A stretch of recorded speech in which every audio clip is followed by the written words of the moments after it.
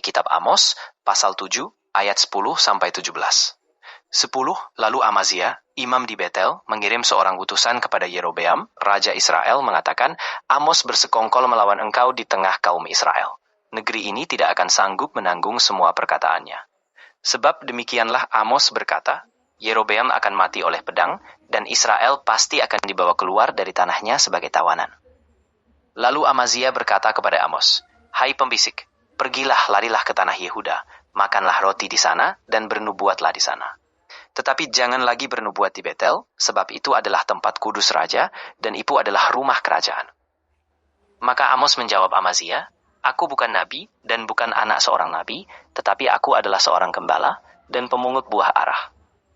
Tetapi Tuhan mengambil aku dari kambing domba, dan Tuhan berfirman kepadaku, Pergilah bernubuatlah kepada kaumku Israel.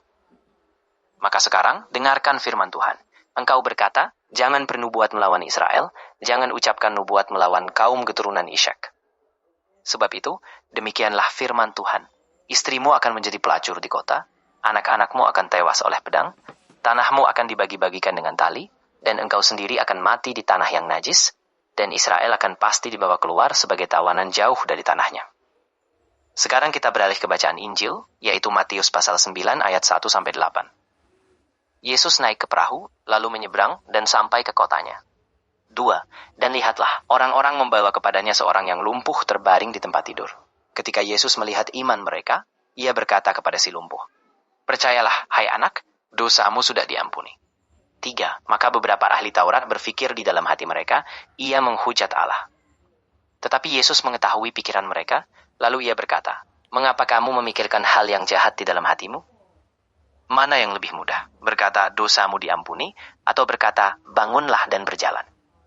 Tetapi supaya kamu tahu bahwa di dunia ini anak manusia berkuasa mengampuni dosa, maka ia berkata kepada si lumpuh, Bangunlah, angkatlah tempat tidurmu, dan pulanglah ke rumahmu. Maka ia pun bangkit lalu pulang ke rumahnya. 8. Melihat hal itu orang banyak takut, dan mereka memuliakan Allah yang telah memberikan kuasa seperti itu kepada manusia.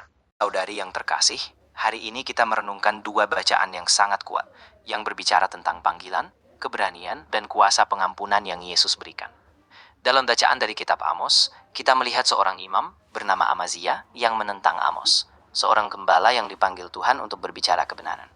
Amos, meski sederhana, taat pada panggilan itu. Kita di zaman sekarang juga sering dihadapkan pada pilihan, apakah kita berani berdiri untuk kebenaran, meski mungkin ditolak, atau kita memilih diam demi kenyamanan. Kita dipanggil untuk berani seperti Amos, menyuarakan keadilan di tengah dunia yang sering tidak adil. Lalu di Injil Matius, kita melihat kuasa Yesus. Seorang lumpuh dibawa kepadanya, dan Yesus berkata, dosamu diampuni. Dari sini kita diingatkan bahwa Yesus melihat iman yang dibawa kepadanya. Di kehidupan kita, banyak kali kita juga lumpuh. Bukan hanya fisik, tetapi juga hati kita yang lelah, dosa yang membebani. Yesus datang untuk membebaskan, mengampuni, dan memberikan kita kekuatan untuk bangkit. Maka saudara-saudari, refleksi kita hari ini adalah mari kita berani seperti Amos, menyuarakan kebenaran, dan kita percaya bahwa Yesus yang mengampuni dan memulihkan akan membangkitkan kita, bahkan di tengah keraguan dan kelemahan kita. Semoga kita hidup dengan iman yang teguh, berani, dan penuh harapan.